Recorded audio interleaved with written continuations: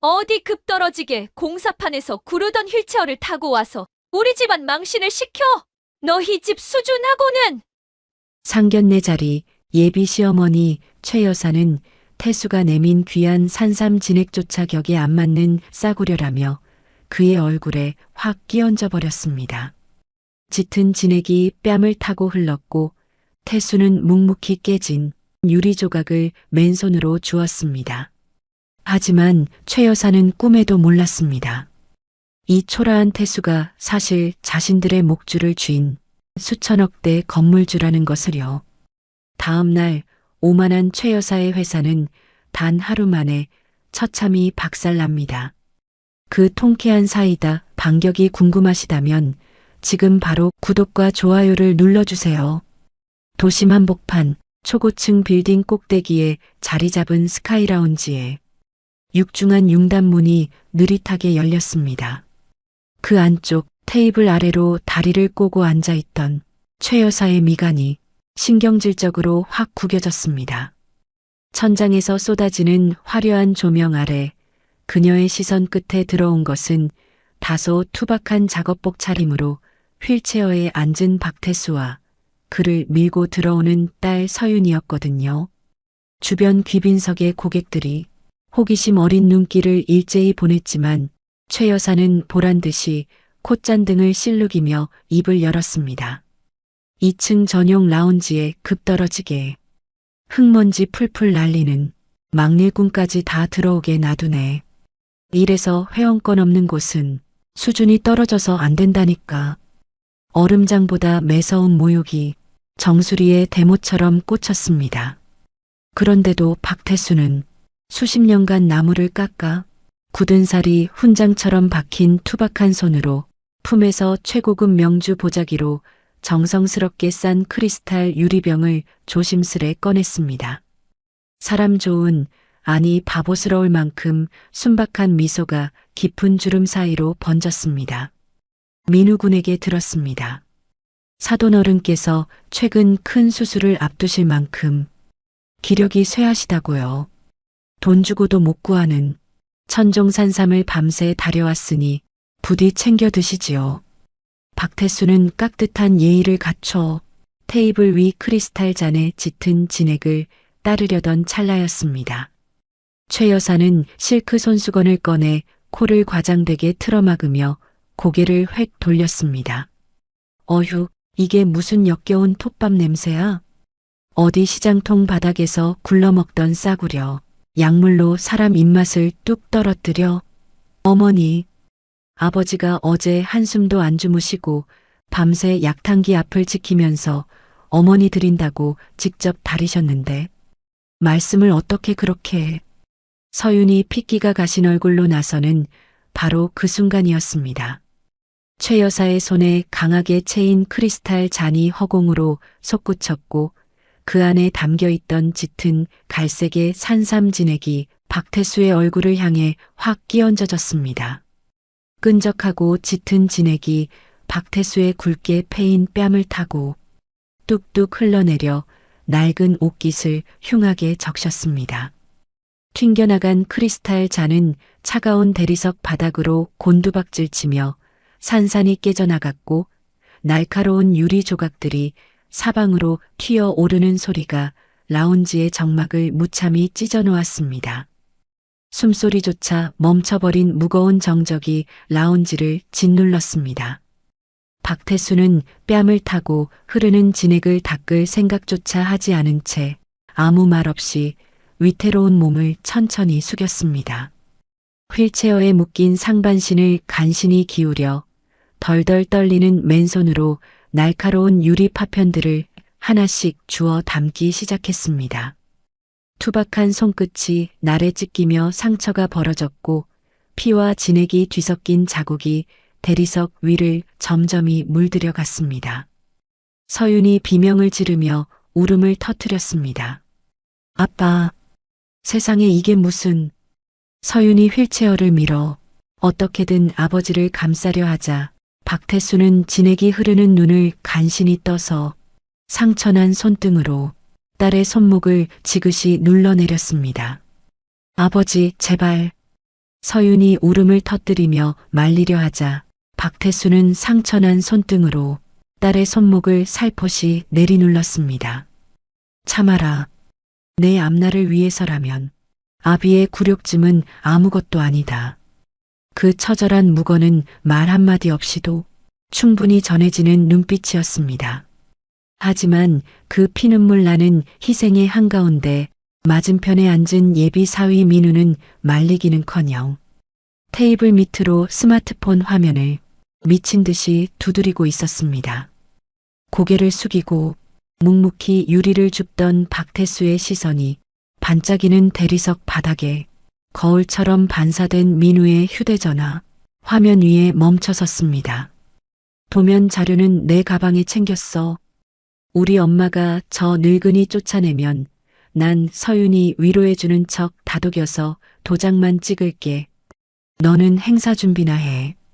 그 활자들을 읽어내려가는 찰나 박태수의 상처 난 주먹이 손안의 유리 조각을 바스러뜨릴 듯 무섭게 쥐어졌습니다.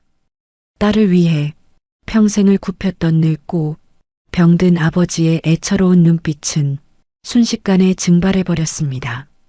그 자리에 남은 것은 먹잇감의 돈줄을 끊기 직전 자비라고는 한 방울도 남지 않은 절대자의 번뜩이는 각성뿐이었습니다. 대리석 바닥 위로 번져가는 짙은 진액의 얼룩, 그 위에 내려앉은 것은 숨소리조차 허락하지 않는 묵직한 침묵이었습니다. 최 여사는 혹여나 자신의 최고급 실크 치맛자락에 그 얼룩이 한 방울이라도 튀었을까봐 신경질적으로 옷자락을 털어내며 혀를 찼습니다. 세상에 사람의 탈을 쓰고 어찌 저렇게까지 매몰찰 수 있을까요? 상처가 벌어져 자국이 뚝뚝 맺히는 사돈 어른의 손을 보고도 일말의 동정심조차 내비치지 않는 모습은 참으로 기가 막힐 노릇이었죠. 그녀의 얼음장 같은 시선은 이제 휠체어에 앉은 박태수를 넘어 옆에서 온몸을 바들바들 떨고 있는 서윤을 향해 비수처럼 날아들었습니다. 어휴, 이래서 뼈대 없는 핏줄은 어쩔 수 없어. 부모가 저 모양이니 자식 수준도 뻔하지 않겠니? 그 뾰족한 독설이 서윤의 고막을 날카롭게 긁고 지나갔습니다. 서윤은 핏기가 가신 얼굴로 급히 물티슈를 꺼내 아버지의 찢어진 손바닥을 닦아내려 했지만 날카로운 파편에 깊게 벌어진 상처에서는 좀처럼 자국이 멎지 않았거든요. 그 참혹한 광경 앞에서도 최 여사의 독설은 브레이크가 고장난 마차처럼 폭주했습니다. 공사판에서 먼지 뒤집어 쓰고 선이나 긋는 애를 며느리로 받아주려 했더니 영주제 파악을 못하네. 회원권 없는 곳엔 웬 잡것들이 다 들어와서 물을 흐린다니까. 딸의 직업과 뼈를 깎는 노력을 짓밟는 그 참담한 모욕에 묵묵히 유리를 줍던 박태수의 굵은 주름이 강철처럼 굳게 패어들었습니다.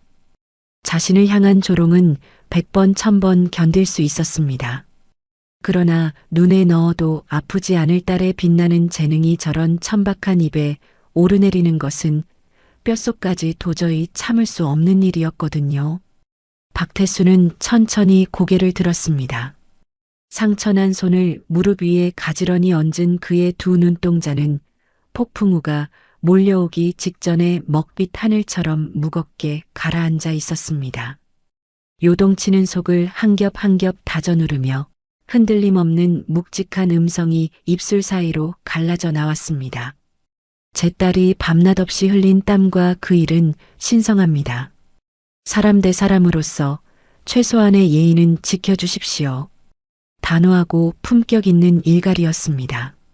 저들의 경제적 명주를 끊어놓을 반격의 시간이 성큼 다가오고 있었지만 지금 이 순간만큼은 늙은 아비로서 딸의 방패가 되어야만 했습니다. 하지만 최 여사는 낯짝도 두껍게 헛웃음을 터뜨리며 코를 찡긋거렸습니다.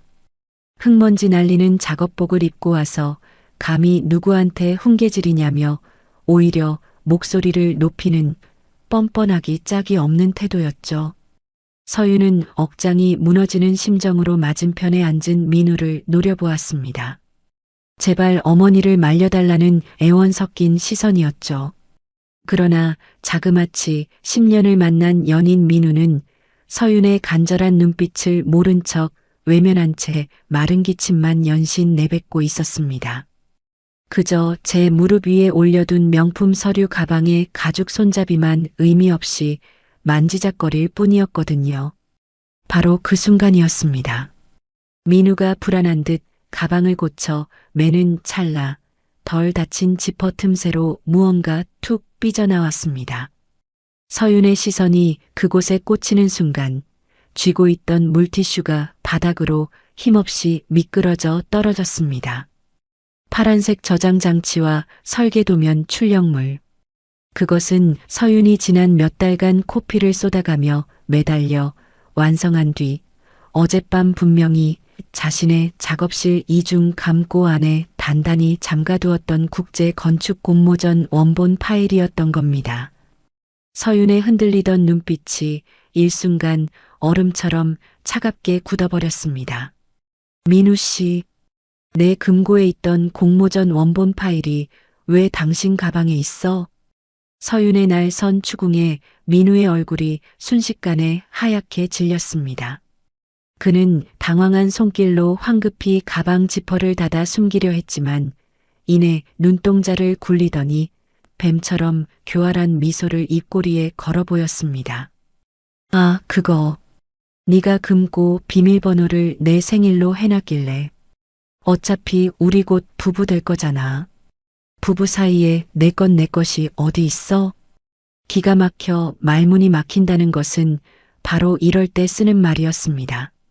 서윤의 얇은 입술이 파르르 떨렸지만 민우의 뻔뻔한 궤변은 거기서 멈추지 않았습니다. 냉정하게 생각해봐. 내 이름으로 출품하면 예선 통과나 하겠어? 내 건축사무소 타이틀 달고 번듯하게 나가야 입상 확률이 높아진다고. 다 우리 미래를 위해서 융통성 있게 처리한 거잖아. 넌 숟가락만 얹으면 되는데 왜 이렇게 예민하게 굴어?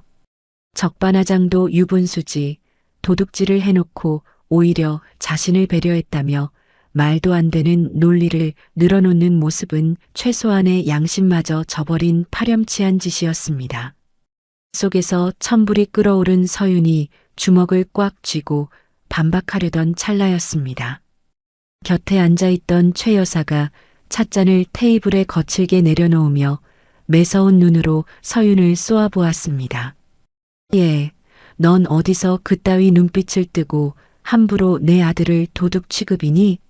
우리 민우가 내 그 조잡한 그림 쪼가리 좀 다듬어 주겠다는데 영광으로 알고 엎드려 절을 해도 모자랄 판국에 며느리 될 사람의 피와 땀을 갈취한 아들을 꾸짖기는커녕 오히려 날개를 달아주는 그 추악한 모정에 서윤은 터져 나오려는 비명을 가까스로 삼켜야 했습니다. 어머님, 이건 제 모든 걸 바친 제 작품이에요. 그걸 상의 한마디 없이 훔쳐가는 게 어떡해.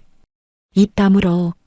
바닥에서 구르던 막일꾼 딸내미를 번듯한 대표 사모님 소리 듣게 해주려 했더니 어디서 감히 내 아들을 닥달해? 당장 그 입 다물고 주는 대로 받아먹어. 그게 내 주제에 맞는 분수니까. 최 여사의 모욕은 서윤의 마지막 남은 자존심마저 갈기갈기 찢어놓았습니다. 바로 그때 서윤의 머릿속에 흩어져 있던 의문의 파편들이 하나씩 소름 돋게 정확한 그림으로 맞춰지기 시작했습니다. 자신의 비밀번호를 악용해 몰래 도면을 빼돌린 야비한 기만. 조금 전 테이블 밑에서 수상하게 휴대전화를 두드리던 민우의 비열한 손놀림. 그리고 자신의 어머니가 폐악을 부려도 철저하게 방관하며 흘려보내던 그 계산적인 눈빛까지. 이 모든 것은 단순한 파온 종용이나 시월드의 텃세가 아니라 자신의 피와 땀을 통째로 집어삼키기 위해 철저하게 기획된 천륜을 저버린 사기극이었음을 서윤은 뼈저리게 깨달은 겁니다. 박태수는 휠체어에 앉은 채 충격에 몸을 가누지 못하는 딸의 얇은 어깨를 지켜보며 다시 한번 상처난 주먹을 강하게 틀어쥐었습니다. 유리 파편이 손바닥을 파고들어 살같이 찢어졌지만 가슴이 찢어지는 고통에 비하면 그따위 상처는 아무것도 아니었거든요.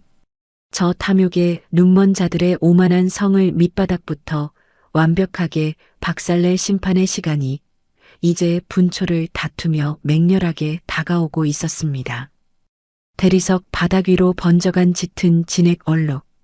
그 위로 내려앉은 것은 폭풍의 눈에 들어온 듯 기묘하리만치 고요한 공백이었습니다. 방금 전까지만 해도 배신감에 잔뜩 경직되어 있던 서윤의 얇은 어깨가 거짓말처럼 잦아들었거든요. 혼란과 슬픔이 뒤엉켜 소용돌이 치던 그녀의 눈동자에서는 어느새 물기가 바짝 말라버렸습니다. 그 자리를 채운 것은 등 뒤로 오싹한 한기가 타고 올라오는 극도로 맑고 이성적인 냉정함이었습니다. 평생을 믿었던 연인과 그 가족이 인간의 탈을 쓴 피도 눈물도 없는 것들이라는 사실을 뼈저리게 확인한 순간 미련이라는 알량한 감정조차 한낱 사치에 불과하다는 것을 완벽하게 깨달은 겁니다. 서윤은 흔들림 없는 시선으로 맞은편의 두 사람을 똑바로 응시했습니다. 분노로 악을 쓰거나 언성을 높이지도 않았습니다. 그저 뼛속까지 시려오는 차분하고 또렷한 목소리가 스카이라운지의 무거운 공기를 한 줄기 칼바람처럼 갈랐을 뿐이죠. 마지막으로 기회 드리겠습니다. 그 단호한 한마디에 헛기침을 하던 민우의 어깨가 흠칫 굳어버렸습니다. 서윤은 조금의 망설임도 일말의 여운도 허락하지 않고 곧바로 쐐기를 박았습니다. 지금 당장 저희 아버지께 정중히 사과하시고 민우 씨 가방 속 내두면 이 테이블 위에 올려놔. 그럼 오늘 일은 덮고 가겠습니다. 그것은 서윤이 베풀 수 있는 마지막 자비이자 되돌릴 수 없는 나락으로 떨어지기 전에 던지는 최후의 밧줄이었습니다. 하지만 탐욕의 눈먼 자들에게 그 고결한 뜻이 닿을 리가 만무했죠. 최 여사는 기가 찬다는 듯 탁자에 놓인 최고급 탄산수 잔을 느긋하게 입에 가져다 대더니 한 모금 마시고는 비웃음을 가득 담아 코웃음을 쳤습니다. 예, 네가 지금 상황 파악이 안 되니? 내가 미쳤어? 저런 흙먼지 날리는 노인네한테 고개를 숙이게. 거지적선하는 것도 아니고 어디서 건방지게 명령질이야. 그 조잡한 도면 쪼가리 우리 아들이 써주는 것만으로도 감지덕지인 줄 알아야지. 어디서 굴러들어온 복을 제 발로 걷어차려고 드는 미련한 것들 같으니라고. 정말이지 하늘이 노할 오만방자함이 아닐 수 없었습니다. 남의 피와 땀을 갈취해 놓고도 도리어 큰 소리를 치는 뻔뻔한 작태라니 보는 이에 혀를 내두르게 만들 노릇이었죠. 상황이 걷잡을 수 없이 엇나가자 그제야 사태의 심각성을 인지한 민우가 당황한 얼굴로 자리에서 벌떡 일어났습니다. 그는 다급하게 손을 뻗어 서윤의 팔을 붙잡으려 했습니다. 서윤아, 제발 일 크게 만들지 마. 너 혼자 그깟 도면 들고 나가서 성공할 줄 알아? 내 건축사무소 배경 없고 우리 집안 인맥 없으면 넌 평생 공사판 바닥에서 선이나 그어야 해. 융통성 있게 넘어가면 번듯한 사모님 소리 듣고 살 텐데 왜 이렇게 꽉 막혔어? 어떻게든 이 판을 모면해 보려는 비열하고 알량한 본성이 만천하에 드러나는 순간이었습니다. 사랑이라는 가면 뒤에 교활하게 숨겨두었던 그 찌질하고 계산적인 밑바닥을 확인한 서윤은 깊게 숨을 들이마셨다가 아주 천천히 내뱉었습니다. 그녀는 자신의 팔에 닿으려는 민우의 손을 더러운 오물이라도 피하듯 매몰차게 쳐냈습니다.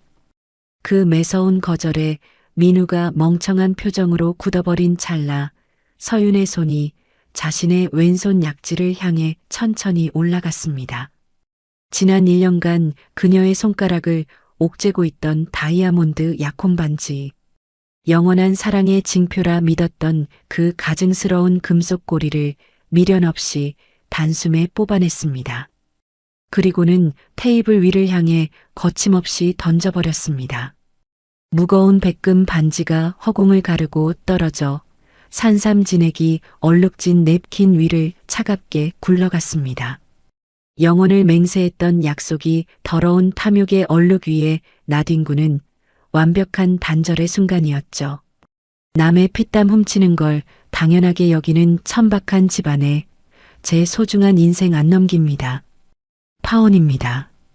단 한 치의 떨림도 단 한 가닥의 미련도 섞이지 않은 완벽한 판결이었습니다. 공사판 운운하며 자신들을 짓밟던 최 여사의 붉은 입술이 경련하듯 파르르 떨렸고 민우는 무거운 것에 정수리를 강타당한 사람처럼 숨조차 제대로 쉬지 못했습니다. 주변 테이블에 앉아있던 귀빈 고객들의 수군거리는 소리가 라운지 전체로 잔물결처럼 번져나갔지만 두 모자는 변명 한마디 내뱉지 못한 채 얼어붙어 있을 뿐이었습니다. 서윤은 저 천박한 모자에게 반박할 단일초의 틈조차 주지 않았습니다.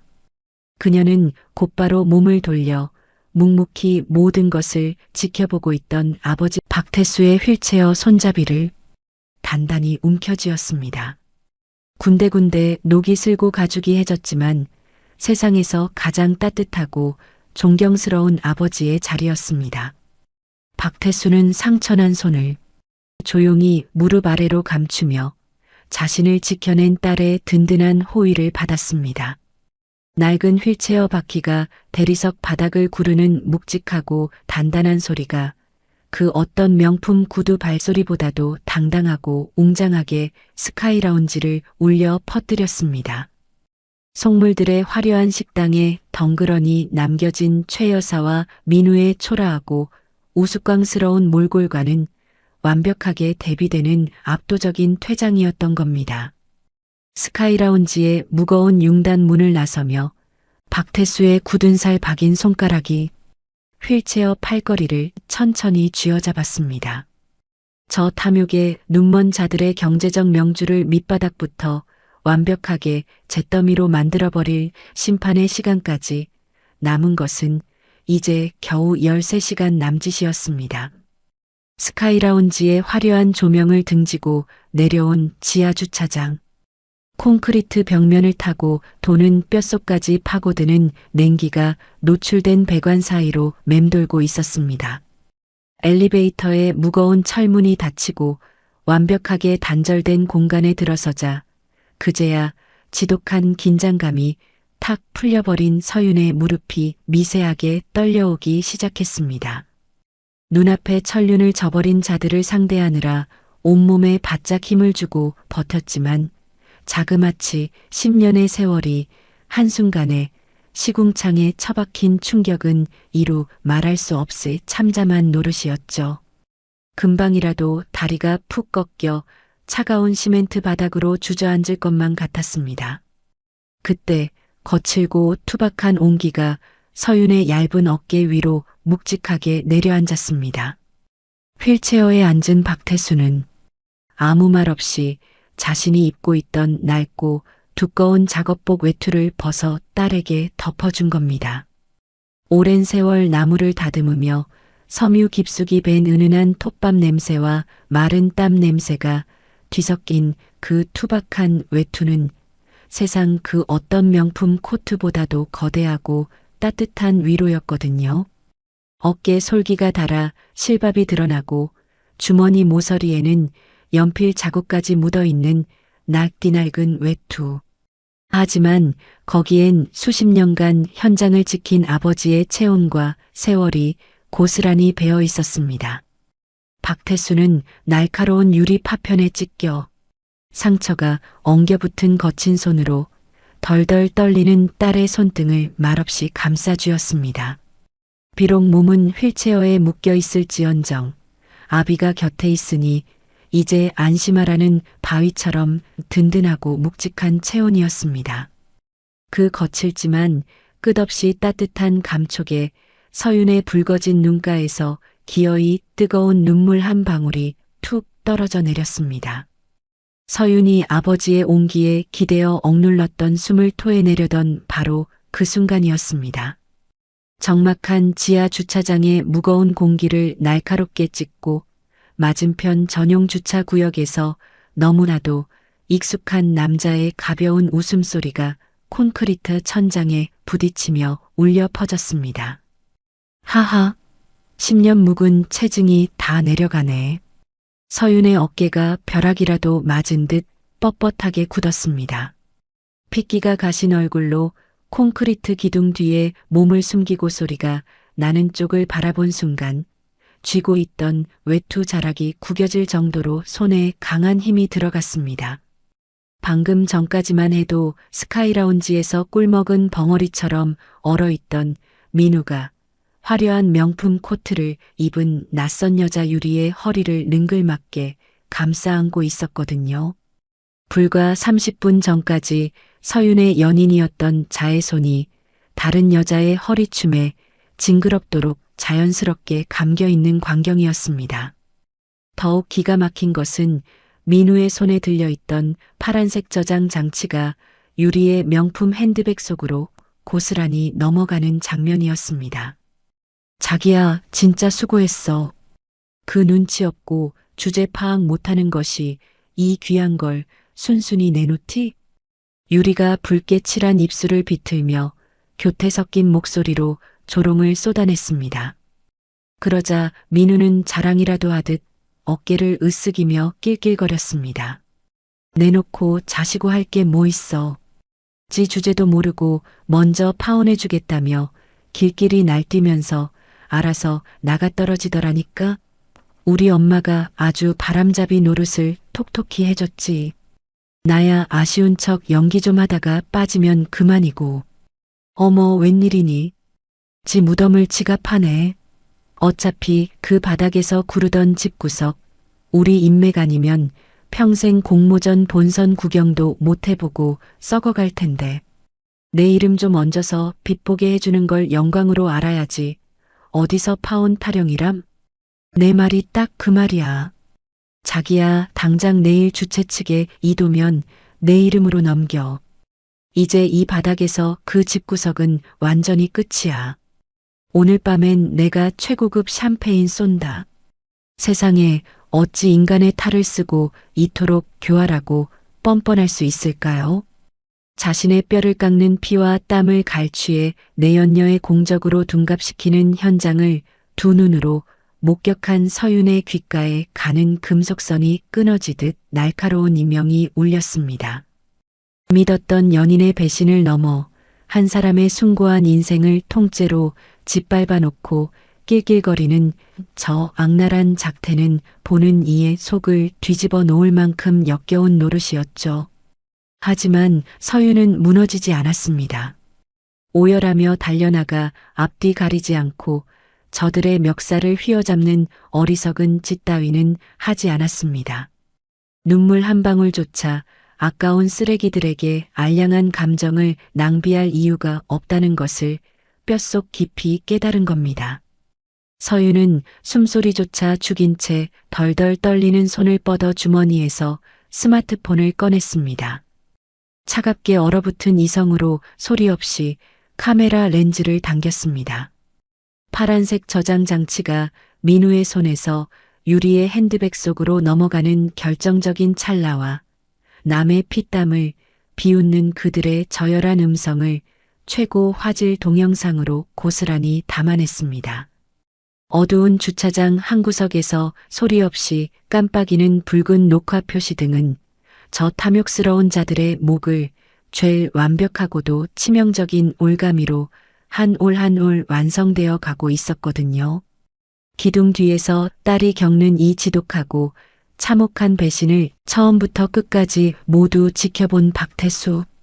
그의 두 눈동자 속에서 마지막 남은 온기마저 싸늘하게 꺼져버렸습니다.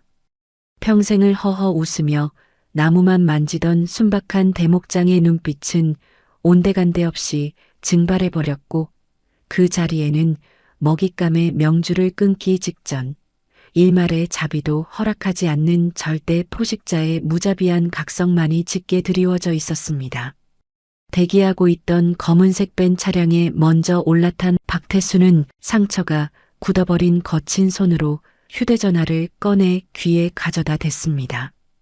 신호음이 단 한 번 울리기도 전에 상대방이 전화를 받았고 지하 주차장의 매서운 냉기를 수십 배는 능가하는 무게감을 실은 음성이 차 안을 묵직하게 채웠습니다.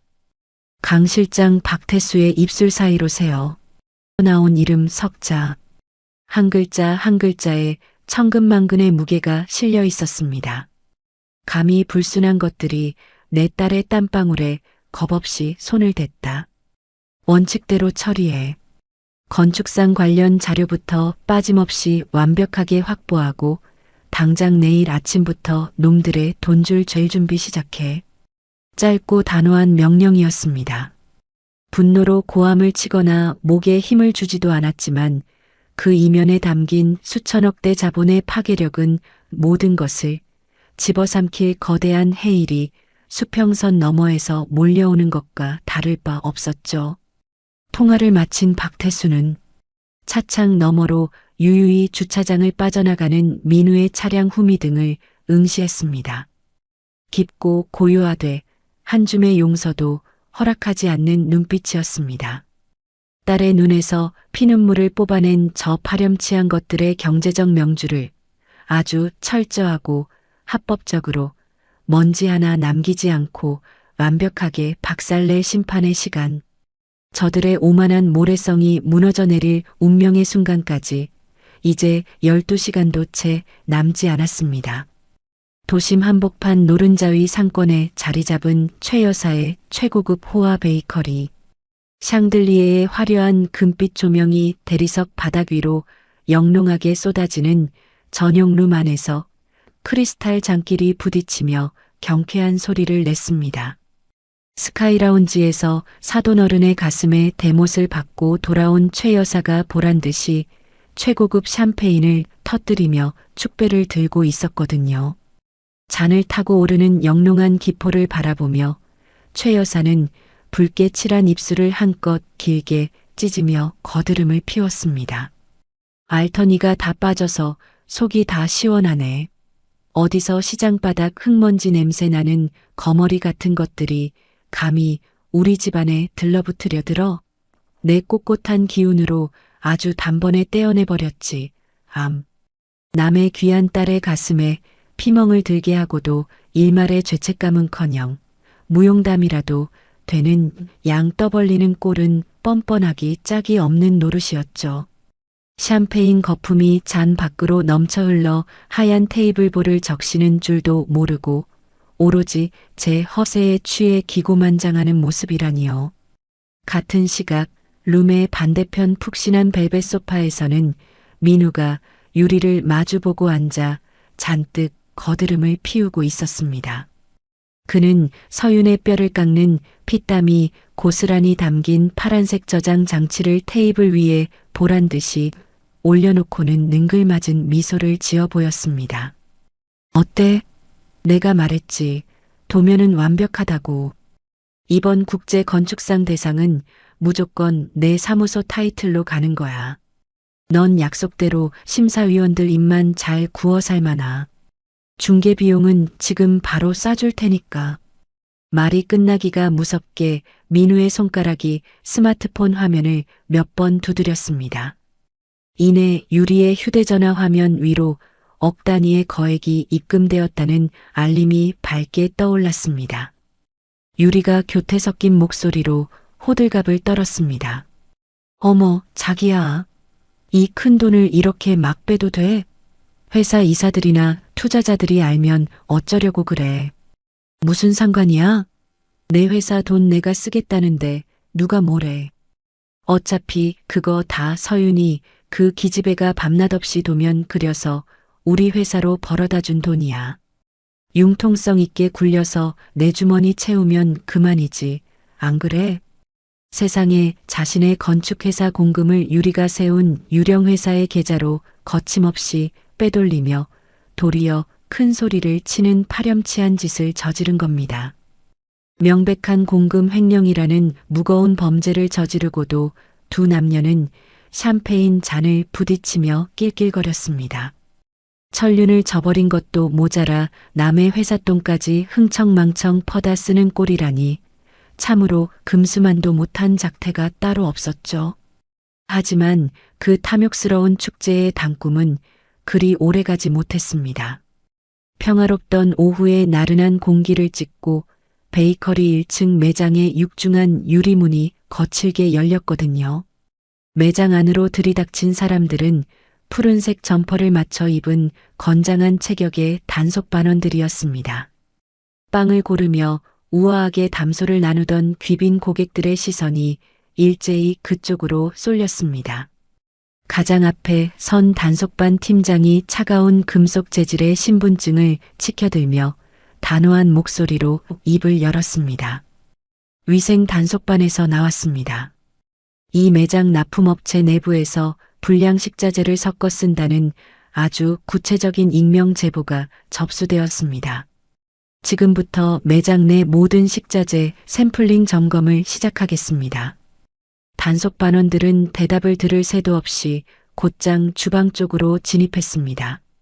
그리고는 매장 한 구석에 보관되어 있던 최고급 프리미엄 밀가루 포대를 주저없이 뜯어내어 내용물을 채취하기 시작했습니다. 뽀얀 밀가루 분진이 공기 중에 피어올라 매장 전체를 뿌옇게 뒤덮었고 진열대 위에 화려한 케이크들 위로 하얀 가루가 눈발처럼 내려앉았습니다. 순식간에 매장 안은 아수라장으로 변해버렸거든요. 소란스러운 바깥 상황에 놀라 전용 룸에서 뛰쳐나온 최 여사의 목덜미에 굵은 핏대가 불끈 솟아올랐습니다. 자신의 금쪽 같은 매장에서 벌어지는 난장판을 목격한 최 여사는 앙칼진 목소리로 고함을 질렀습니다.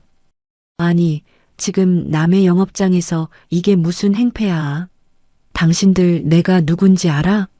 여기 밀가루 한 포대가 당신들 월급보다 비싼데 어딜 함부로 쑤셔놔. 당장 지배인 불러와. 최 여사가 길길이 날뛰며 단속반의 앞을 가로막으려 했습니다. 하지만 단속반 팀장은 눈 하나 깜짝하지 않고 소름 돋을 만큼 차분한 시선으로 최 여사를 내려다보았습니다. 공무집행방해로 관할 경찰서에 지원 요청하기 전에 당장 비키시죠. 철저하게 원칙대로 진행하는 겁니다. 법과 원칙을 앞세운 단속반의 단호한 압박에 최 여사의 얼굴이 불그락푸르락 달아올랐습니다. 그 사이 매장 안의 분위기는 최악으로 치닫고 있었거든요. 귀빈 고객들은 미간을 찌푸리며 저마다 주머니에서 스마트폰을 꺼내 이 충격적인 현장을 동영상으로 찍어대기 시작했습니다. 어머나 세상에. 최고급 유기농만 쓴다더니 벌레라도 나온 거 아니야? 이래서 겉만 번지르르한 곳은 믿을 수가 없다니까. 매니저, 당장 내 회원권 전액 환불해줘요. 찝찝해서 원 쯧쯧. 수군거리는 사모님들의 노골적인 비아냥과 번쩍이는 카메라 불빛들이 매장 안을 사정없이 수놓았습니다. 동네방네 고상한 척은 다하던 최 여사의 알량한 체면이 수십 명의 고객들 앞에서 철저하게 진흙탕에 처박히는 통쾌한 광경이었죠. 불과 몇 시간 전까지만 해도 남의 직업을 바닥이라 조롱하던 그 오만한 입이 이제는 제 매장 안에서 속수무책으로 벌어지는 참극에 쩍 벌어진 채 다치지 않는 꼴이라니요. 최 여사가 어떻게든 상황을 수습하려 허둥지둥 대던 찰나였습니다. 사무실 안쪽에서 베이커리 지배인이 사색이 된 얼굴로 헐레벌떡 뛰어왔습니다. 이마에서는 식은땀이 비 오듯 흘러내렸고 호흡은 턱 끝까지 차올라 거칠게 헐떡이고 있었거든요. 지배인의 덜덜 떨리는 양손에는 방금 팩스에서 뽑아낸 구겨진 공문 한 장이 들려 있었습니다. 사장님, 큰일 났습니다. 왜 이래 호들갑스럽게. 이깟 위생검사야 내가 전화 한 통이면 다 알아서 덮이는 거 몰라? 시끄러우니까 빨리 쫓아내기나 해. 그게 아닙니다. 방금 우리 매장에 프리미엄 밀가루를 독점 납품하는 유통본사에서 팩스가 왔는데 우리 가맹점에서 평판 훼손이 발생했다며 당장 오늘부터 모든 식자재 공급을 전면 파기하겠다는 통보랍니다. 지배인의 절망적인 외침에 매장 안의 공기가 순식간에 얼어붙었습니다. 프리미엄 유기농 식자재를 간판으로 내세워 장사하던 호아 베이커리의 재료 공급이 끊긴다는 것은 곧 영업 정지와 다를 바 없는 치명적인 경제적 숨통을 끊는 거나 다름없거든요. 하지만 최 여사는 지배인의 손에서 공문을 신경질적으로 낚아채더니 코웃음을 치며 종이를 무참히 구겨버렸습니다. 어휴, 등신같이. 본사 행정 처리 굼뜬 게 하루 이틀이야? 전산에 무슨 오류가 났겠지. 내가 이따 본부장한테 밥이나 한 끼 사주면 알아서 풀릴 텐데 꼴사납게 덜덜 떨지 마.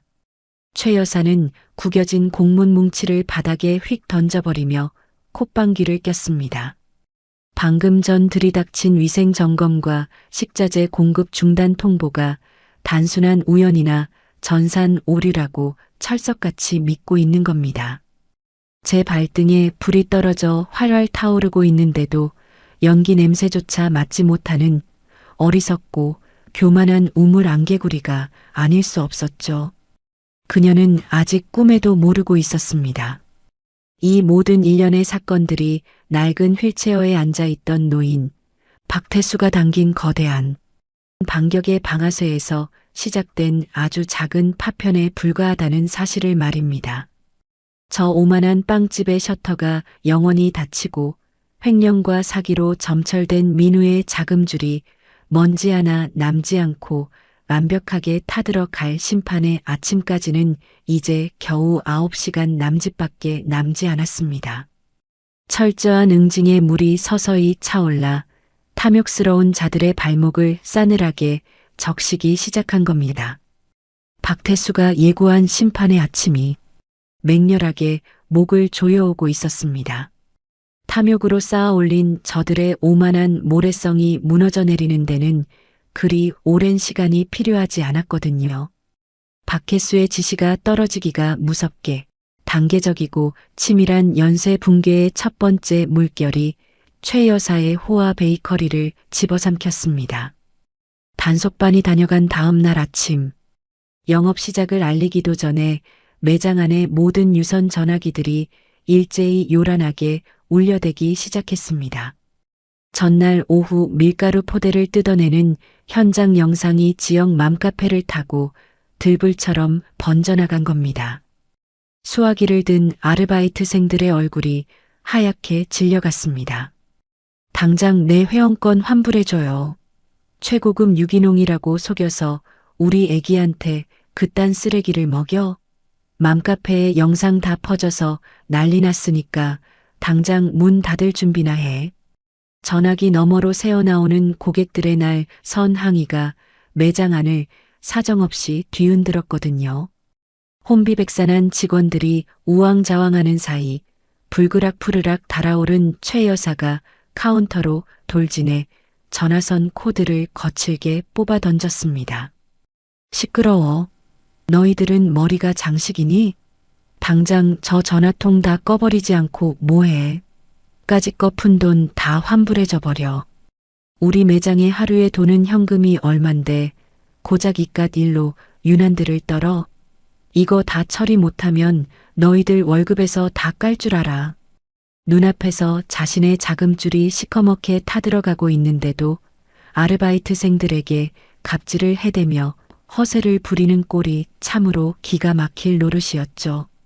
남의 귀한 사돈어른의 산삼진액은 바닥에 내동댕이 치고도 눈 하나 깜짝하지 않던 그 여자가 제 매장 밀가루가 바닥에 쏟아지는 것에는 핏대를 세우며 발광하는 모습이라니요.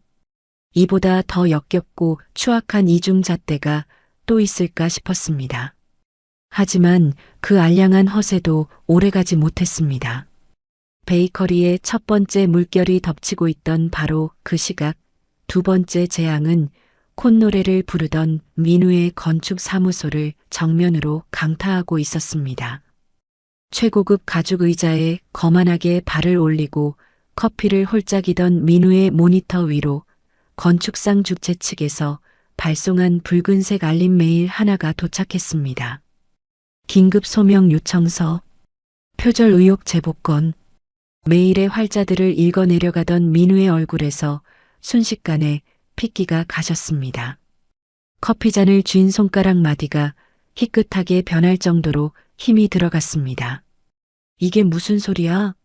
안전 하중 및 구조역학 계산식을 내일 아침 출석해서 심사위원들 앞 화이트보드에 직접 증명하라고? 제정신이야? 남의 피땀 어린 도면을 훔쳐다 껍데기만 바꿔치운 그가 그 복잡하고 정교한 설계의 뼈대를 알 리가 만무한 겁니다. 등줄기를 타고 식은땀이 줄기줄기 흘러내렸습니다. 민우는 덜덜 떨리는 손으로 다급하게 유리의 번호를 눌렀습니다. 그러나 수화기 너머로는 전원이 꺼져 있다는 무미건조한 기계음만 잔인하게 고막을 찌를 뿐이었습니다. 이 못돼 먹은 것이 감히 내 돈만 챙겨서 튀어. 전화 안 받아. 민우는 쥐고 있던 최신형 스마트폰을 사무실 벽면을 향해 힘껏 집어 던졌습니다. 액정이 산산조각 나며 파편이 바닥으로 흩어졌지만 그의 타들어가는 속을 달래기엔 턱없이 역부족이었거든요. 심사위원 매수를 맡기며 거액의 회삿돈까지 쏟아부었던 유리는 돈만 알뜰하게 챙겨 자취를 감춘 지 오래였습니다. 믿었던 공범마저 등을 돌려버린 완벽한 벼랑 끝으로 몰린 겁니다. 남의 것을 훔쳐놓고 제 꾀에 제가 넘어간 꼴이 이보다 더 우스꽝스러울 수가 없었죠. 해가 저물어가는 늦은 오후 세 번째 치명적인 타격이 텅 빈 베이커리의 문을 열고 들어왔습니다. 평소 명절마다 최고급 한우 세트를 들고 와 허리를 90도로 굽히던 주거래 금융사 지점장이 넥타이를 반듯하게 고쳐매고 얼음장처럼 굳은 표정으로 나타났거든요. 그의 손에는 정중하게 봉인된 서류 봉투가 한 장 들려 있었습니다. 사장님, 안타깝지만 어제 오늘 불거진 식자재 사기 의혹과 매출 급감 사태로 본점에서 대출 연장 불가 판정이 떨어졌습니다. 아니, 지점장님, 우리가 이 지점이랑 거래한 세월이 얼만데 갑자기 연장 불가라니요? 나 최명희예요. 내일 당장 내가 5천만 원짜리 적금 하나 더 들 테니까 일단 연장 도장부터 찍어. 최명희 씨, 정신 차리십시오. 당신 이제 우리 귀빈 고객 아닙니다. 당장 내일 오전까지 대출 원금 20억 원을 전액 상환하지 않으시면 영업장 가압류 절차에 들어갈 겁니다. 자비 없이 돌아선 지점장의 매몰찬 뒷모습을 보며 최 여사는 다리에 힘이 쭉 빠져대리석 바닥으로 털썩 주저앉고 말았습니다. 불과 하루 전까지만 해도 사모님, 사모님 하며 연신 굽실대던 그 지점장이 이렇게까지 매정하게 돌변할 수 있다니. 발등에 커다란 불이 떨어진 그녀는 공포에 질린 손으로 다급히 아들 민우에게 전화를 걸었습니다. 민우야, 큰일 났다. 금융사에서 당장 내일 아침까지 20억을 갚으라는데 어미 당장 길거리에 나앉게 생겼어. 내 회사 자금 좀 빨리 융통해 다오. 어미 좀 살려줘. 하지만 수화기 너머로 들려오는 아들의 목소리는 얼음장보다 더 차갑기 짝이 없었습니다. 엄마, 나도 지금 내 코가 석자야. 주최 측에서 날 도둑놈 취급하며 당장 내일 오전에 출석하라는데 내가 엄마 빚 갚아주려고 이 짓거리 한 줄 알아? 난 내일 무조건 시상식장 가서 대상 받아야 하니까 엄마 일은 엄마가 알아서 해. 일방적으로 전화가 끊어졌습니다. 수화기를 든 채 굳어버린 최 여사의 귓가에 기계적인 통화 종료음만 공허하게 맴돌았습니다. 평생을 오냐오냐 감싸고 돌았던 아들의 끔찍한 폐륜이 만천하에 확인되는 순간이었죠. 자신의 핏줄에게마저 철저하게 버림받은 최 여사는 벌어진 입을 닫지도 못한 채 허공만 바라보았습니다. 남의 귀한 딸의 가슴에 대못을 박더니 제 자식에게 똑같은 대못을 되돌려 맞는 완벽한 콩가루 집안의 최후가 따로 없는 노릇이었죠. 화장이 다 번져 흉측한 몰골로 바닥을 기어다니던 최 여사 앞으로 이번에는 우체국 점퍼를 입은 집배원이 다가와 노란색 등기 우편물을 무심하게 툭 내려놓았습니다. 덜덜 떨리는 손으로 거칠게 봉투를 뜯어낸 그녀의 시선이 차가운 종이 위 검은 활자들에 멈춰 섰습니다. 임대차 계약 해지 예고 및 명도 절차 착수 통지서.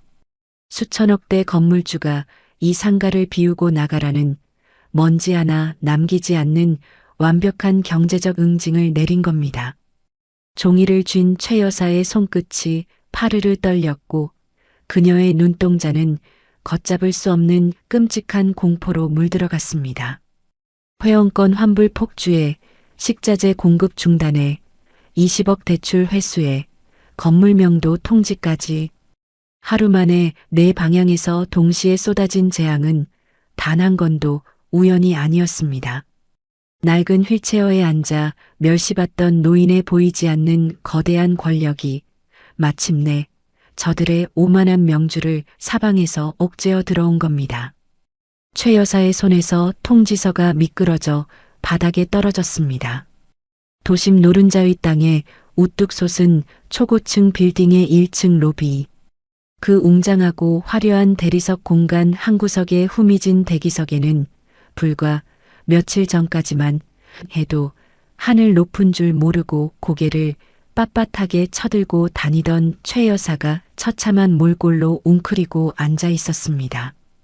최고급 명품 실크 블라우스는 심하게 구겨진 지 오래고 사모님 소리를 들으며 공들여 빗어 넘겼던 머리카락은 기름기에 엉켜 이마와 뺨에 흉하게 달라붙어 있었습니다. 아들에게 철저하게 버림받고 당장 내일 아침이면 길거리에 나앉게 생긴 그녀는 벌써 사흘째 건물주 회장과의 면담을 구걸하며 이 로비에서 악착같이 버티고 있었거든요. 사흘 전에는 그래도 허리를 세우고 앉아 있었지만 이제는 등이 구부정하게 굽은 채 벤치 모서리에 몸을 기대고 간신히 의식을 붙들고 있는 꼴이었습니다.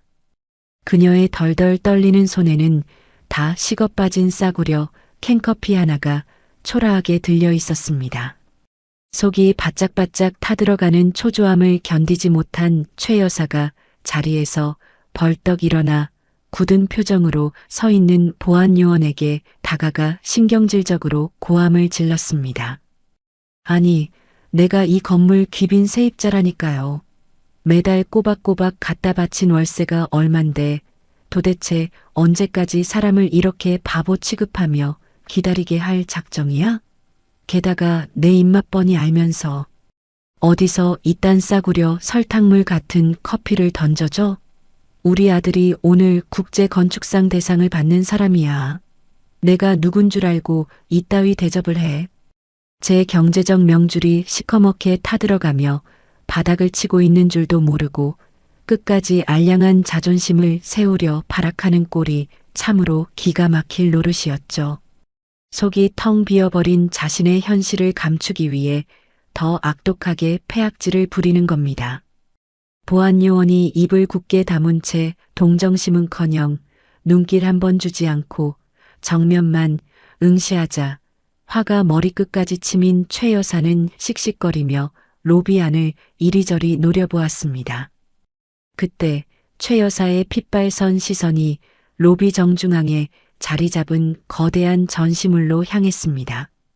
그것은 성인 남성 대여섯 명이 두 팔을 벌려 안아도 모자랄 만큼 거대하고 웅장한 수백 년 된 목조 대들보였습니다.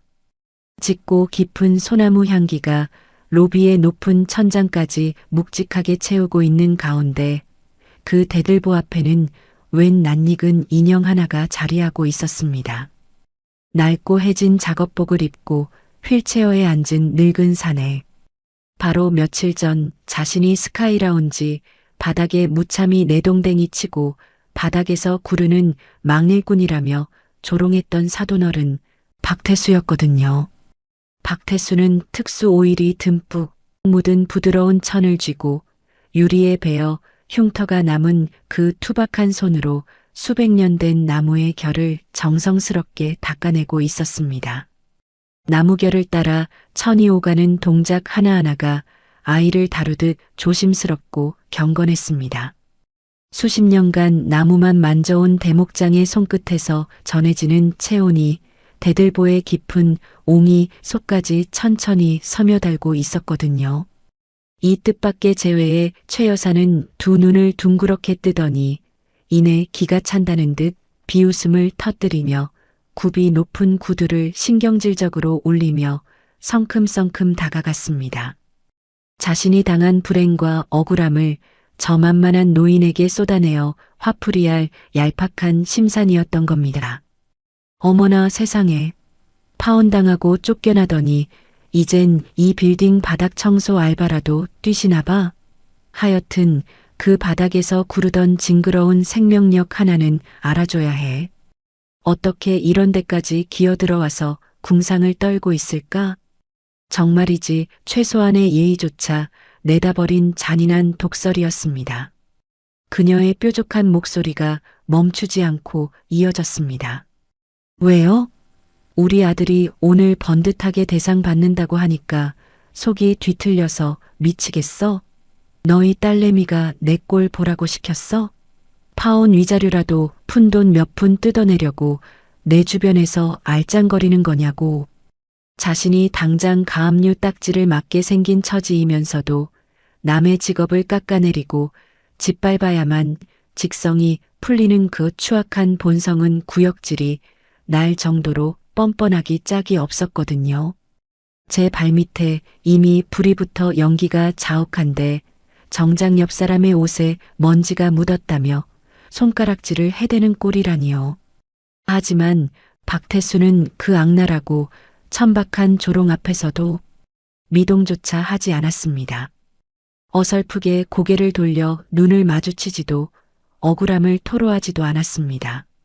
낡은 휠체어에 앉은 그는 그저 오일이 묻은 거친 손바닥으로 묵묵히 아주 깊고 다정하게 대들보의 굴곡진 표면을 쓰다듬을 뿐이었습니다. 굳은 살 박인 투박한 손가락이 나무의 거친 결을 따라 오가며 내는 묵직하고 사각거리는 소리만이 넓은 로비를 고요하게 채웠습니다. 수백 년을 버텨낸 나무의 갈라진 틈새 사이로 늙은 대목장의 따뜻한 체온이 천천히 그리고 아주 깊숙하게 스며들고 있었습니다. 이윽고 로비의 묵직한 공기를 가르며 박태수의 낮고 깊은 음성이 흘러나왔습니다. 최 여사를 향한 것이 아니라 기나긴 세월의 비바람을 견뎌낸 꼿꼿한 나무를 향해 건네는 경건한 속삭임이었습니다. 이 대들보는 1년에 한 번 만든 사람의 체온으로 직접 기름을 먹여야 비로소 숨을 쉬는 나무요. 아무리 돈을 수천억 원을 준다 한들 근본 없는 남의 손에 함부로 맡길 수는 없지. 그 바위처럼 태어난 한마디에 최 여사의 얼굴이 불그락푸르락 달아올랐습니다. 자신을 완벽하게 투명인간 취급하는 그 묵직한 무시의 목덜미의 핏대가 불끈 솟구쳐 올랐거든요. 네가 감히 나를 무시하느냐며 눈에 쌍심지를 켜고 삿대질을 하려던 바로 그 찰나였습니다.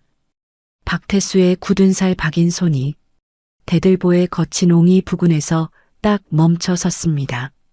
나무를 어루만지던 부드러운 손길이 멈추는 순간 로비의 공기가 한순간에 수십 도는 떨어진 듯 무겁게 내려앉았습니다.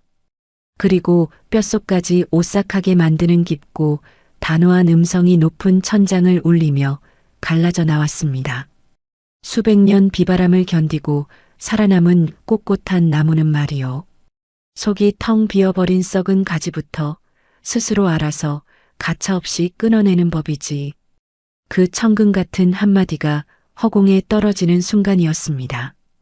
이상하게도 최 여사의 발끝에서부터 이유 모를 거대한 한기가 발목을 타고 종아리를 타고 등줄기를 타고 빠르게 기어오르기 시작했습니다. 일개 바닥 청소부라고 비웃었건만 박태수의 굽은 등 뒤에서 뿜어져 나오는 그 거대한 산맥 같은 기백은 도저히 하루 벌어 하루 먹고 사는 노동자의 것이 아니었거든요. 가슴이 턱 막히는 압도적인 무게감. 썩은 가지를 도려내겠다는 그 무서운 선언이 마치 자신의 오만한 자금줄을 남김없이 끊어놓겠다는 절대적인 판결처럼 들려오는 겁니다. 최 여사의 앙상한 손가락이 캔커피를 움켜쥔 채 바들바들 떨렸고 잔뜩 벌리고 있던 입은 한마디 말도 토해내지 못한 채 굳게 다물어졌습니다. 저 오만한 자의 추악한 허세까지 모조리 잿더미로 만들어버릴 최후의 심판이 이제 턱 밑까지 바짝 다가온 겁니다. 로비의 묵직한 공기를 가르고 굳게 닫혀있던 전용 엘리베이터의 육중한 황동문이 대리석 바닥을 울리며 양옆으로 갈라졌습니다. 이내 숨막히는 침묵을 깨뜨리고 수십 켤레의 최고급 가죽 구두가 일제히 대리석 위를 밟아내는 묵직한 발소리가 로비 전체로 쩌렁쩌렁 울려 퍼지기 시작했거든요. 짙은 남색 정장을 빈틈없이 차려입은 강 실장이 맨 앞에 섰고 그 뒤로 두툼한 결제 서류를 가슴에 품은 수십 명의 임원진이 거대한 파도처럼 대열을 이루어 걸어 나왔습니다. 수천억 대 자본을 굴리는 이 빌딩의 수뇌부가 총출동한 위압적인 광경은 보는 이의 호흡을 저절로 턱 막히게 할 정도로 압도적이었습니다. 후미진 대기석 벤치에 초라하게 웅크려 있던 최 여사는 그 화려한 행렬을 보고 흠칫 놀라더니 이내 엉거주춤 자리에서 일어났습니다. 제 것이라곤 몸뚱이밖에 남지 않은 주제에 저 높고 귀하신 임원진들이 귀빈 세입자인 자신을 직접 응대하러 내려온 줄로 착각하고 얼굴에 화색이 돌기 시작한 겁니다. 그녀는 곁에 서 있던 보안 요원을 향해 득에양양하게 삿대질을 해대며 코웃음을 쳤습니다. 꺼봐. 내가 이 건물에서 내는 월세가 얼만데 본사 임원들이 이렇게 직접 마중을 나오잖아. 당신 이따가 내 자리 찾으면 당장 모가지 날아갈 줄 알아. 제 발밑이 시커멓게 타들어가고 있는 줄도 모르고 김칫국을 사발로 들이켜는 저 오만한 꼴이 우스꽝스럽기 짝이 없었죠. 최 여사는 얼른 구겨진 실크 블라우스에 매무새를 가다듬고 번진 화장을 손등으로 문질러 닦아내며 가장 우아한 미소를 장착한 채 임원진의 무리를 향해 성큼성큼 다가갔습니다. 하지만 정자세를 취한 임원진의 무리는 환하게 웃으며 인사를 건네려는 최 여사를 완벽하게 투명 인간 취급하며 싸늘하게 스치듯 지나쳐버렸습니다. 그들이 일으킨 차가운 바람만이 최 여사의 헝클어진 머리카락을 흐트려 놓았을 뿐이거든요. 완벽하게 무시당한 채 허공에 손을 뻗고 멈춰버린 그녀의 붉은 입술이 경련하듯 파르르 떨렸습니다. 그리고 일사불란하게 뚜벅거리던 묵직한 구두 발소리들이 일제히 멈춰 선 곳. 다름 아닌 로비 한가운데 놓인 낡은 대들보 앞이었습니다. 바로 흙먼지 묻은 작업복 차림으로 낡은 휠체어에 앉아있던 자신이 며칠 전 스카이라운지 바닥에 무참히 내동댕이 치고 방금 전까지도 바닥 청소부라며 조롱했던 사돈어른 박태수의 앞이었던 겁니다. 강 실장을 필두로 수십 명의 임원진이 오차 하나 없이 일제히 허리를 90도로 깊숙이 굽혔습니다. 정수리가 무릎에 닿을 듯한 깍듯하고 완벽한 예의였습니다. 회장님, 지시하신 모든 명도, 소송 및 가압류 집행 서류 완벽하게 준비 마쳤습니다. 강 실장의 묵직한 보고가 로비의 높은 천장을 쩌렁쩌렁 울렸습니다. 회장님, 단 세 글자. 하지만 그 세 글자가 뒤에서 듣고 있던 최 여사의 세상을 송두리째 뒤집어 놓아버렸습니다.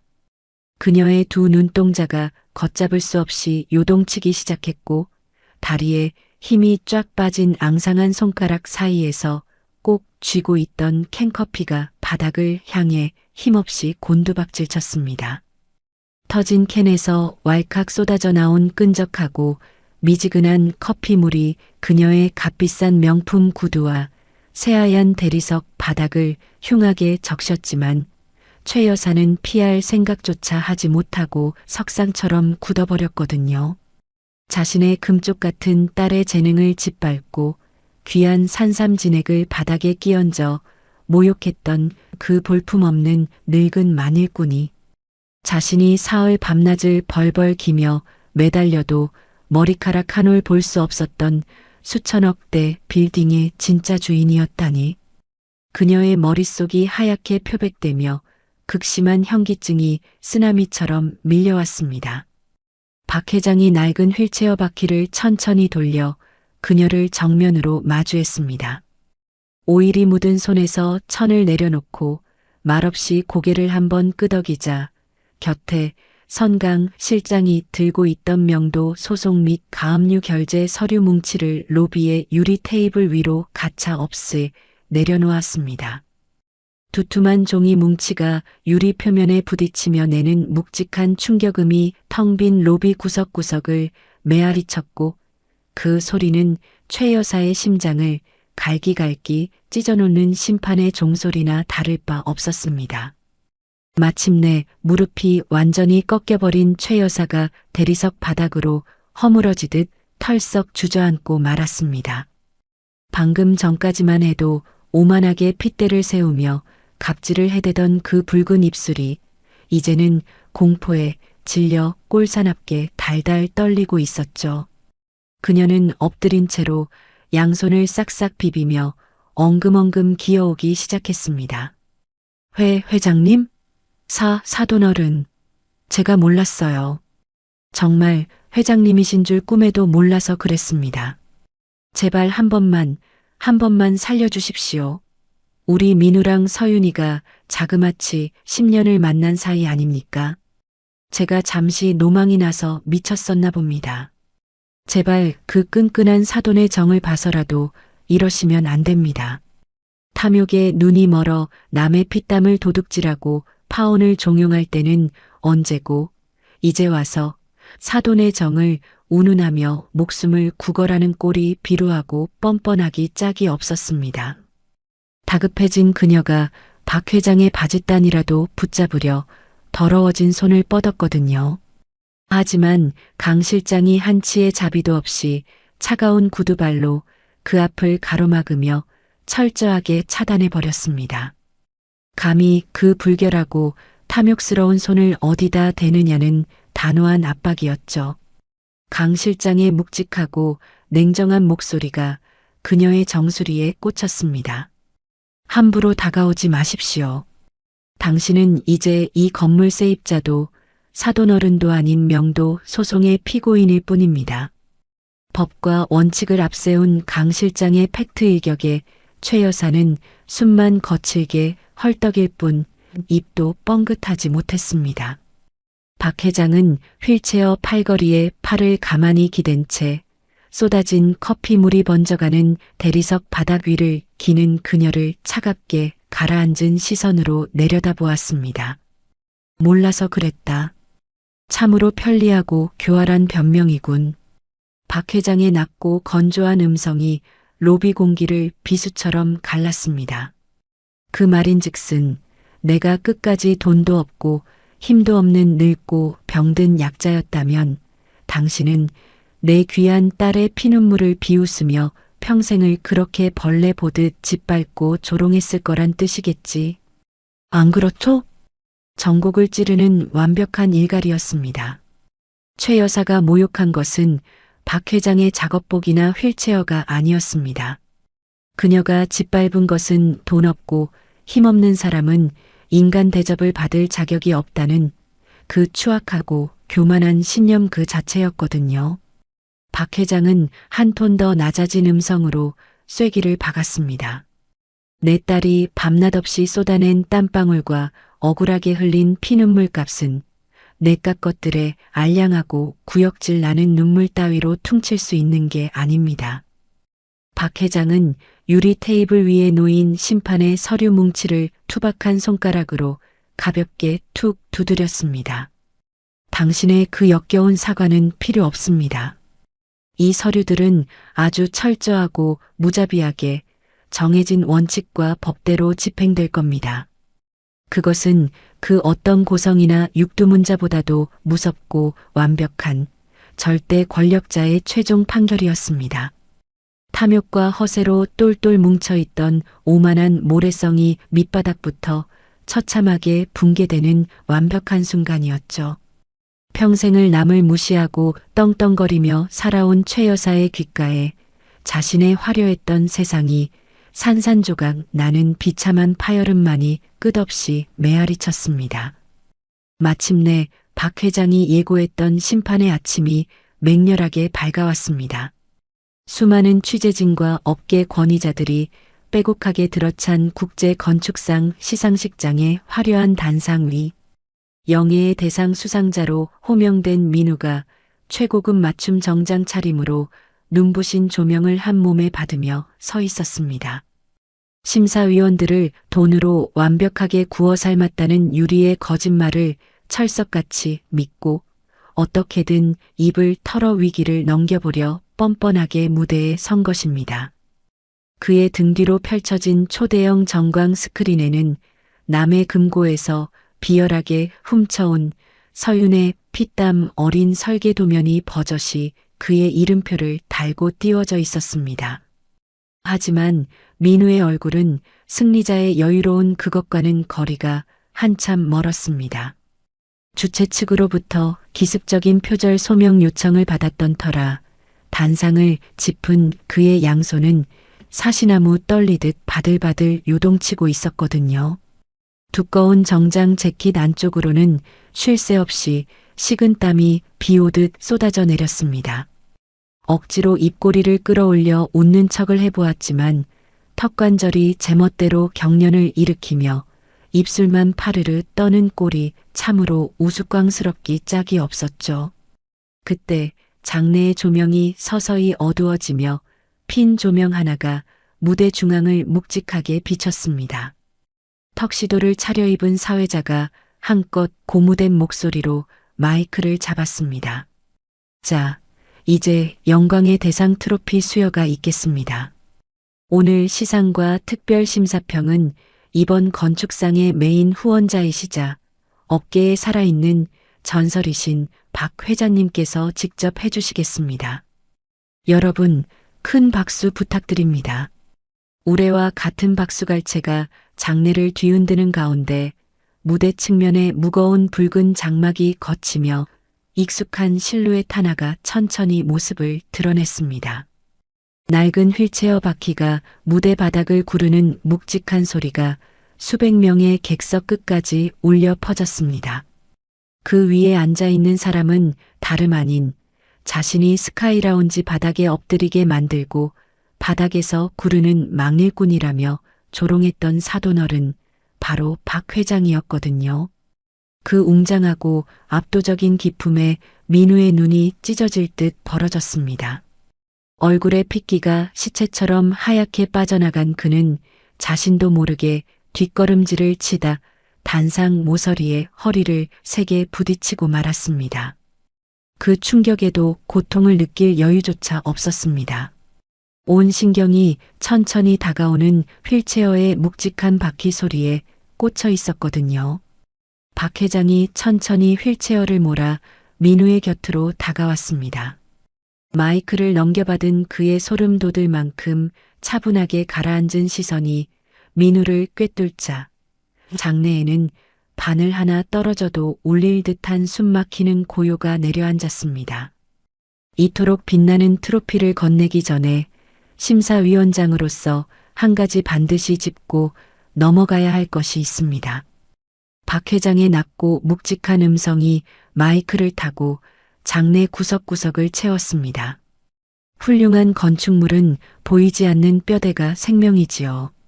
설계자이신 민우 대표, 이 도면의 핵심인 중앙기둥의 하중 계산식과 역학 구조에 대해 저 수백 명의 관중 앞에서 직접 설명해 보시겠습니까? 기습적이고도 치명적인 일격이었습니다.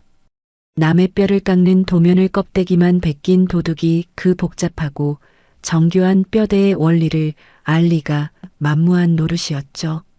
민우의 입술이 파르르 떨렸지만 붕어처럼 뻐끔거릴 뿐 단 한마디의 건축학적 소명도 내뱉지 못하고 눈동자만 사방으로 굴려댔습니다. 수백 명의 시선이 호기심에서 날카로운 의구심으로 변해가는 찰나 박 회장이 투박한 손가락을 가볍게 튕겨 신호를 보냈습니다. 순식간에 등 뒤에 거대한 스크린 속 도면이 특정 기둥의 접합부 치수 쪽으로 무섭게 확대되었습니다. 그리고 화면 한 구석에 교묘하게 숨겨져 있던 설계도면 원본 작성 기록이 적나라하게 드러났습니다. 최초 작성자 박서윤. 최종 수정 일시 공모전 마감 전일 새벽 2시. 거대한 화면에 뜬 선명한 이름 석자에 장내가 벌집을 쑤신 듯 발칵 뒤집혔습니다. 취재진의 카메라가 일제히 민우의 얼굴을 향해 고개를 돌렸고 객석 여기저기에서 탄식과 야유가 터져 나오기 시작했습니다. 화면에 보이는 저 기둥의 특이한 접합 치수와 결구 방식. 저것은 수십 년간 현장에서 나무를 깎고 다듬은 대목장들만이 아는 고유의 손버릇입니다.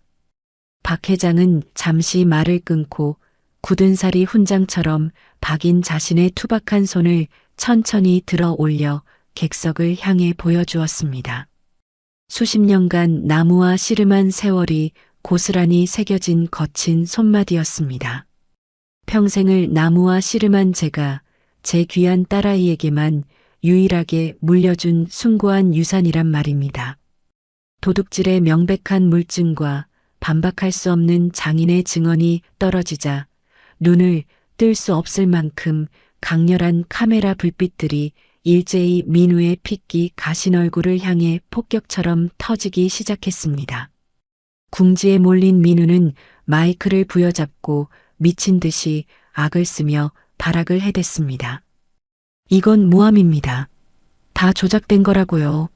저 앙심품은 늙은이가 제 컴퓨터를 불법으로 해킹해서 제 설계도의 딸 이름을 덮어 씌운 겁니다. 당장 저 노인네 끌어내려요. 증거가 만천하에 드러났는데도 끝까지 뻔뻔하게 남 탓을 하며 패악질을 부리는 꼴이라니요. 객석에 앉아있던 업계 권위자들과 심사위원들이 자리에서 벌떡 일어나 매서운 야유를 퍼붓기 시작했습니다. 어디서 남의 뼈 깎는 피땀을 도둑질해 놓고 적반하장이야. 당장 저 파렴치한 도둑을 무대에서 끌어내려. 우리 업계의 수치다. 쏟아지는 멸시와 조롱 속에서 민우의 오만한 껍데기는 완벽하게 산산조각이 났습니다. 하지만 박 회장이 준비한 진정한 심판은 아직 끝난 것이 아니었습니다. 그가 다시 한번 묵직하게 손짓을 보내자 스크린의 화면이 흑백의 낡은 신문 기사 하나로 전환되었습니다. 15년 전 붕괴 사고 현장. 무너지는 대들보를 온몸으로 막아낸 목수, 끝내 하반신 마비 판정. 빛바랜 기사 속 사진에는 처참하게 무너져 내린 건물 잔해 밑에서 두 다리가 완전히 짓눌린 채 굵은 대들보를 어깨로 받치고 있는 젊은 박 회장의 모습이 담겨 있었습니다. 으스러진 콘크리트 더미 사이로 이를 악물고 대들보를 떠받치는 젊은 목수의 팔뚝에는 핏줄이 밧줄처럼 솟아 있었고 허리 아래는 이미 무너진 잔해에 완전히 파묻혀 있었거든요. 그리고 그 목수의 처절한 헌신 덕분에 좁은 틈새로 목숨을 건져 기어 나오는 한 젊은 여성의 얼굴에 붉은 동그라미가 쳐졌습니다. 그 여성의 얼굴을 확인한 민우의 두 다리가 완전히 꺾이며 무대 바닥으로 주저앉고 말았습니다. 찢어질 듯 비명을 지르고 싶었지만 목구멍이 꽉 막혀 신음조차 새어 나오지 않았거든요. 사진 속에서 눈물 콧물을 쏟으며 잔의 틈을 기어 나오는 여자는 바로 자신의 어머니 최 여사였던 겁니다. 자신을 살리느라 두 다리가 으스러진 은인이 무너진 잔해 속에서 피를 토하고 있는데도 제 목숨 하나 건지겠다고 뒤 한 번 돌아보지 않고 뺑소니치듯 도망쳐버렸던 그 매정하고 뻔뻔한 여자가 말입니다. 그러니 은인의 얼굴을 제대로 기억조차 할 리가 만무했던 겁니다. 자신들이 급이 떨어진다며 벌레 취급하고 조롱했던 그 낡은 휠체어가 사실은 15년 전 자신의 어머니를 살리기 위해 두 다리를 제물로 바친 거룩한 희생의 훈장이라니요. 그 우주적인 인과응보와 끔찍한 죄업의 무게가 거대한 해일처럼 밀려와 민우의 정신을 완벽하게 붕괴시켜버렸습니다. 은혜를 원수로 갚고 감히 건드려서는 안 될 절대적인 은인을 물어뜯은 그 파렴치한 패륜이 수백 명의 관중과 수십 대의 카메라 앞에 적나라하게 까발려지는 참으로 통쾌하고도 소름 돋는 순간이었습니다. 장례는 그야말로 아수라장이었습니다.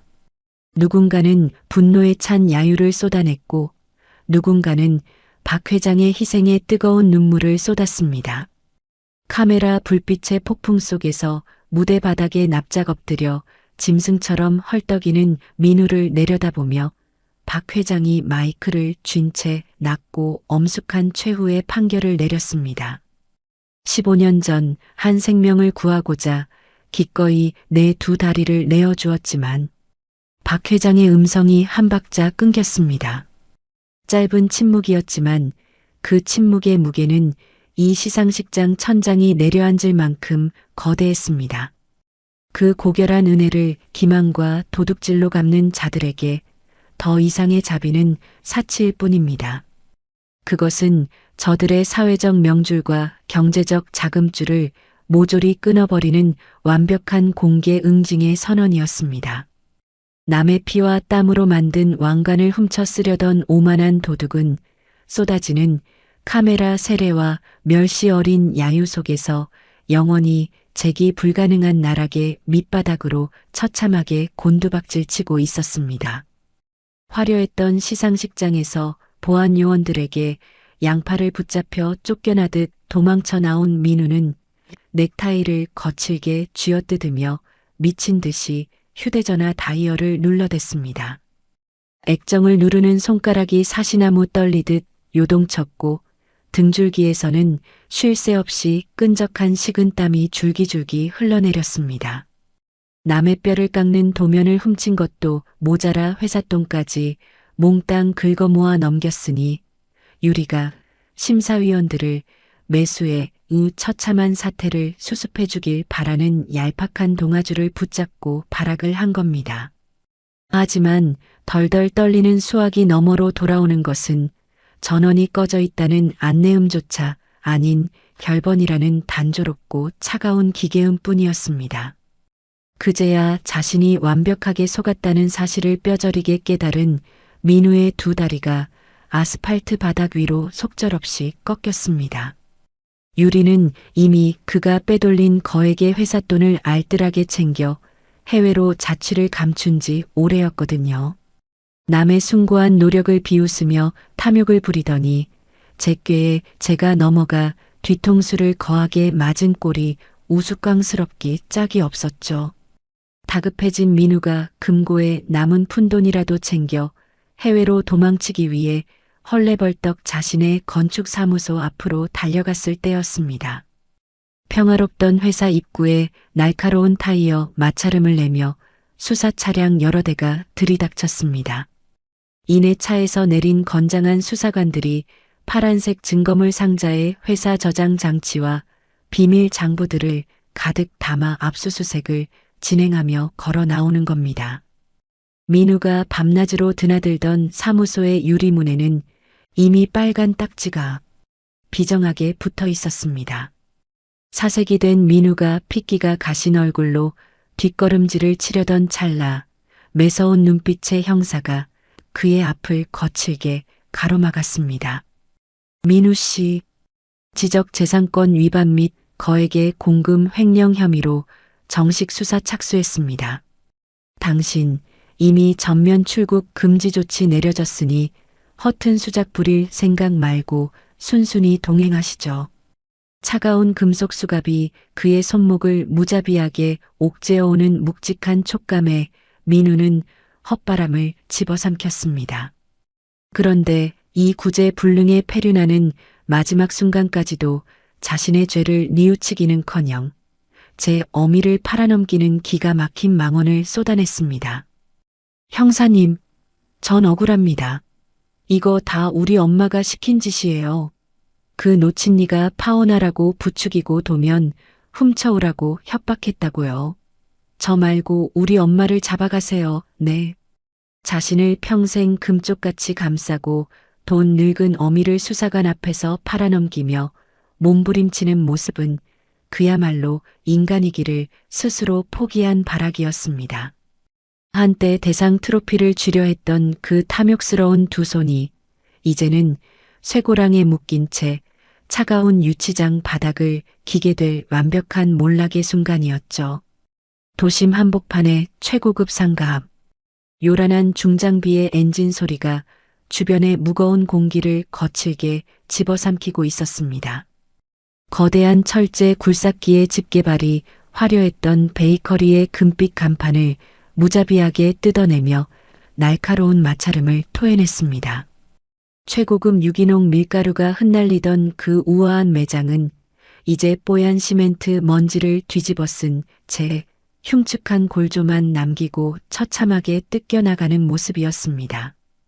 불과 며칠 전까지만 해도 사모님들의 웃음소리로 가득했던 그 화려한 공간이 이제는 콘크리트 부스러기와 뒤틀린 철근만이 나뒹구는 폐허로 변해버렸습니다. 철저하고 자비 없는 강제명도 절차가 집행되는 철거 라인 밖. 거액의 빚더미에 앉아 하루아침에 알거지가 된 최 여사는 흩날리는 흙먼지를 온몸으로 뒤집어 쓴 채 시멘트 바닥에 엎드려 땅바닥을 긁으며 절규하고 있었습니다. 내 가게, 내 피 같은 돈, 내가 어떻게 일군 자리인데 다 부서지네. 다 망했어. 다 끝났다고. 쉰 목소리로 목이 터져라 악을 썼지만 그녀를 향해 동정 어린 눈길을 주는 이는 단 한 명도 없었습니다. 오히려 그녀가 길바닥을 구르다 무언가를 발견하곤 허공을 향해 미친 사람처럼 헛소리를 짓거리기 시작했거든요. 서윤아, 사돈어른, 내가 잘못했어. 내가 미쳤었어. 우리 민우랑 결혼만 해주면 내가 널 평생 최고급 며느리로 떠받들고 살게. 제발 저 철거 좀 멈춰다오. 응. 허공을 향해 손을 싹싹 비비며 구걸하는 꼴이 처량하기 그지없었습니다. 남의 귀한 딸에게 흙먼지가 묻었다며 멸시하고 붉은 산삼진액을 바닥에 내동댕이 치던 그 오만 방자함이 고스란히 거대한 부메랑이 되어 그녀의 남은 인생을 영원한 나락으로 처박아 버린 노릇이었죠. 남의 눈에 피눈물 나게 하면 제 눈에는 피가 난다는 옛 어르신들 말씀 한치도 틀린 것이 없었습니다. 그 아수라장이 된 철거 현장의 건너편 도로, 숨막히는 시멘트 먼지조차 닿지 않는 고요하고 평온한 그곳에는 밑바닥까지 추락하는 속물들의 최후를 차분하게 응시하는 두 사람이 서 있었습니다. 소박한 옷차림으로 휠체어에 앉은 박 회장과 그 휠체어 손잡이를 든든하게 쥐고 있는 딸 서윤이었습니다. 서윤이 말없이 뻗은 따뜻한 손으로 아버지의 좁아진 어깨를 살포시 감싸 안았습니다. 그 다정한 온기에 박 회장이 천천히 고개를 돌려 세상을 다 가진 듯한 평온하고 깊은 눈빛으로 딸을 올려다보았습니다. 그리고 수십 년간 나무를 다듬느라 거칠고 굳은 살이 훈장처럼 박인 투박한 두 손으로 딸의 손을 아주 단단하고 묵직하게 겹쳐쥐었습니다. 오래 버티느라 고생 많았다. 내 귀한 딸아. 벌레 먹어 속이 텅 빈 썩은 나무는 이제 완벽하게 속가냈으니 지난 억울함은 다 털어버리거라. 박 회장의 깊고 다정한 음성이 따뜻한 봄바람을 타고 서윤의 귓가를 부드럽게 감쌌습니다. 이제 우리 식구 두 다리 뻗고 마음 편히 쉴 수 있는 세상에서 가장 단단한 집을 다시 짓자꾸나.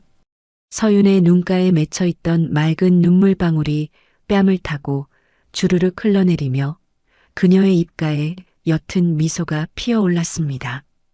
더 이상 남의 잣대에 얽매이거나 천박한 자본에 상처받지 않을 진정한 주체성과 노동의 존엄을 되찾은 완벽한 미소였거든요.